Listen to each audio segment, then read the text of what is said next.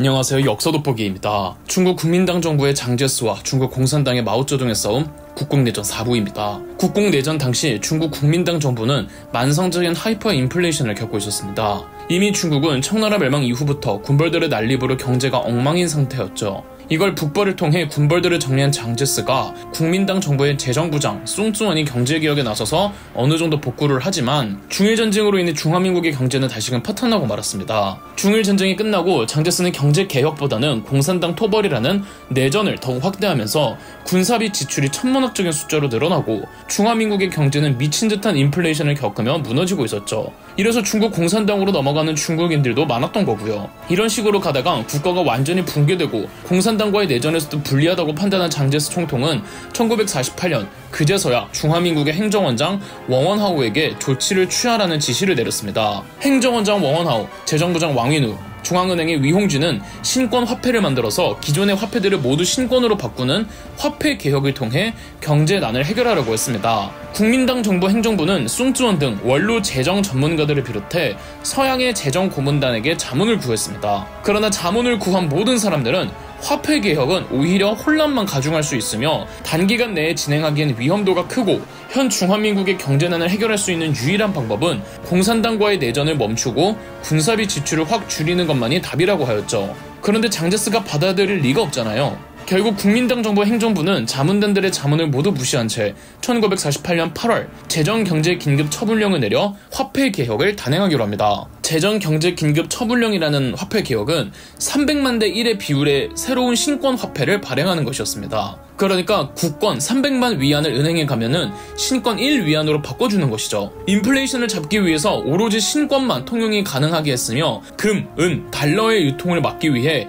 전 국민에게 보유하고 있는 금, 은, 달러를 은행에 납부하라는 엄포를 넣습니다. 하지만 그 와중에도 물가는 치솟고 있어서 특히 상류층들 중심으로 금, 은, 달러 그리고 고가의 물품들을 숨기기 시작하죠. 국민당 정부는 주요 경제 대도시들을 위주로 화폐 개혁을 추진한다면 다른 도시들도 잇따라 따를 것이라고 예측해서 텐진, 광저우, 상하이에서 가장 중점적으로 화폐 개혁을 추진하기로 하였습니다. 다만 텐진과 광저우에서는 화폐 개혁의 위험성을 느끼고는 강하게 추진하지는 않았죠.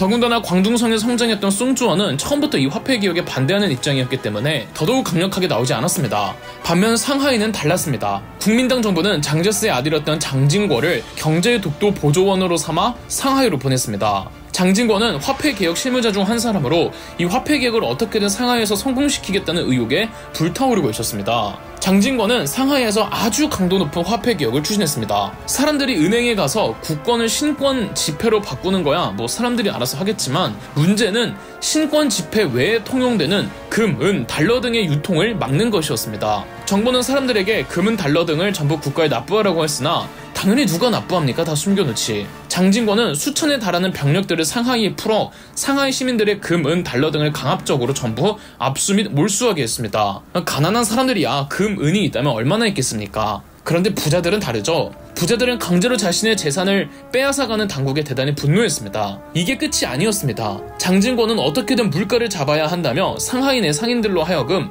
고정 가격을 정해주고 강제적으로 그 가격의 물건들을 시중에 판매하도록 하였습니다. 그런데 장진궈가 정한 그 가격이 사실상 상인들에게는 그 어떤 이익도 남길 수 없는 오히려 손해만 보는 가격이었던 겁니다. 장진궈의 강도 높은 가격 통제 정책에 불만을 품은 상인들은 철시를 한다든지 물건을 판매하지 않겠다고 나왔죠. 분노한 장진궈는 상공인들을 체포하여 징역형을 때리며 초강수를 두었습니다. 이렇게 상하이에서 장진궈는 부유한 상류층 및 상공인 계층들과 갈등을 빚게 되었습니다. 비단 상하이뿐 아니라 중국 전역에서 물가 통제 정책과 화폐 교환 그리고 금, 은, 달러 및 귀금속 납부 홍보 덕에 순간적으로 물가가 잡히긴 잡힙니다. 하지만 이는 일시적인 현상이었습니다. 부자들은 절대 금, 은, 달러를 납부하지 않고 몰래 숨기고 있었습니다. 더군다나 상공인들이 워낙 분노하여 중국 전역에서는 암시장이 형성되었는데 암시장이 공개시장보다 훨씬 커져버렸고 생필품조차 암시장이 아니면 구입하기 어려운 지경에 이르렀습니다. 암시장에서 인플레이션이 여전히 이어지고 있었죠. 결국 물가가 잡힌 일시적인 현상은 아주 잠시였고 상하이를 중심으로 중국 곳곳에서는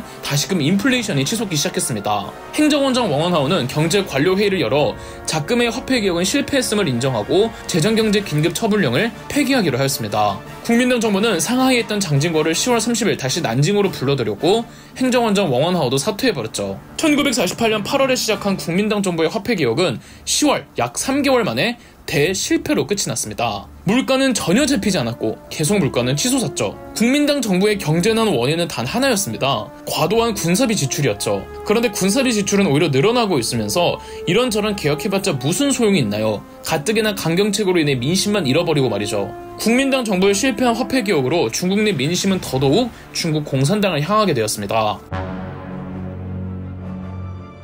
한편 1948년 9월 말 진안 전투에서 승리하여 애초 계획했던 3대 전역을 수행할 수 있게 된 중국 공산당은 본격적으로 국민당 정부의 숨통을 끊어놓기 위한 3대 전역 전쟁에 착수했습니다. 가장 먼저 전투가 수행된 전역은 만주에서의 싸움이었습니다. 만주의 주둔 중이었던 인민해방군의 제4야전군, 즉 동북야전군이 린베아오 사령관을 주도로 1947년 말에서부터 1948년 초 동계 대공세를 통해 국민당군에게 대대적인 반격을 가해 이제 지린성의 성도인 창춘과 랴오닝성의 성도인 선양만을 남겨놓고 있었습니다. 1948년 봄부터 린베아오의 공산군은 창춘을 말려 죽이겠다는 전략으로 창춘을 완벽하게 포위하여 주변에서 오는 모든 물자를 차단시켜 놓고 있었습니다. 선양과 창춘 외에도 동북지역에 아주 국민당군이 주둔 중이었던 도시가 하나 있었습니다. 발해만과 딱 붙어있고 요동반도로 들어가는 입구 쪽에 진저우라는 곳이었죠. 이곳 진저우를 만약 공산군이 점령한다면 중국 본토와 선양 사이의 연결을 완전히 차단시킬 수가 있었습니다.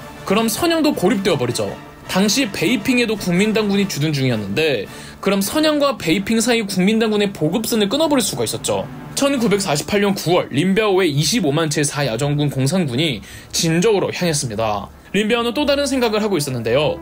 진저우가 공격을 받으면 분명히 선양에서 지원병을 보내줄 텐데 그 지원 부대들을 매복해서 전멸시키면은 선양 내 군사력도 약화시킬 수 있다는 일거양득을 생각했죠. 린베아오의 공산군은 9월 말이 되면 진저우를 완벽하게 포위합니다. 선양에서는 지원군을 보내주지 않았습니다. 선양에서 보내주는 병력을 매복해서 격파하겠다는 린베아오의 계획은 무산되기는 하였으나 1948년 10월 14일 진저우는 함락되었고 국민당군 8만 명이 포로가 되었죠. 장제스는 선양 측에 연락해 당장 진저우를 탈환하라는 엄명을 내려 별 수 없이 지원부대가 진저우 함락 이후 선양으로 출발했지만 지원부대 역시 승산이 없다고 판단해 우왕좌왕하는 사이 헤이산 부근에서 공산군의 공격을 받아 바로 항복해버렸죠. 그리고 문제의 창춘은 지옥의 도시가 되어가고 있었습니다. 창춘 내에 있던 10만 명의 국민당군과 50만 명의 시민은 기아에 시달리고 있었고 거리와 도로 곳곳에서는 아사자들이 속출하고 있었으며 심지어는 인육을 먹는 사태까지 벌어지고 말았죠. 장제스는 창춘에 주둔 중이던 총사령관 지린성의 주석 정동거에게 이미 진저우까지 빼앗긴 상황에서 창춘을 고집할 수가 없다며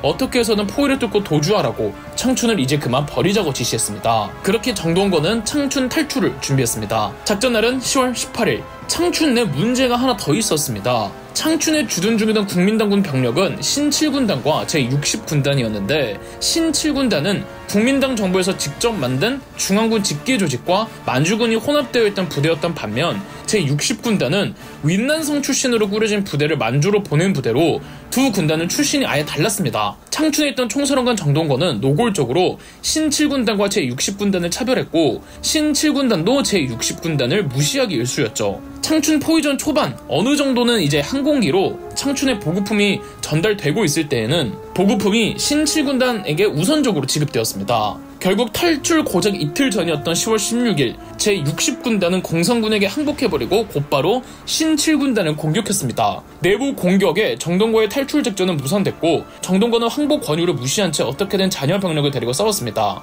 19일이 되면 창춘 절반이 공산군에게 넘어가고 20일에는 신7군단의 군단장마저 항복, 21일 저우원라이의 설득으로 정동거도 항복합니다. 5개월의 포위전의 끝에 창춘시에서는 아사자만 16만 명에 달했습니다. 창춘 함락 이후 공산군 제4야전군의 린베아오는 전 병력을 데리고 마지막 랴오닝성의 성도 선양으로 향했습니다. 선양의 국민당군 사령관 웨이리 황은 승리할 수 없다고 판단해 10월 30일 비행기를 타고 선양을 탈출했습니다. 11월 1일 선양에 남아있던 국민당군도 모조리 항복하면서 선양마저 함락되었습니다. 이렇게 린베아오의 제4야전군이 만주 전체를 차지하며 3대 전역 중 하나인 랴오선 전역은 공산군의 승리로 끝났습니다. 그럼 역사 돋보기였습니다. 저희 역사 돋보기가 멤버십 가입을 시작했습니다. 멤버십 가입을 해주신 분들 덕분에 영상 제작에 큰 도움이 되고 있습니다. 감사합니다. 영상 재미있으셨다면 구독과 좋아요, 알림 설정까지 해주시면 감사드리겠습니다.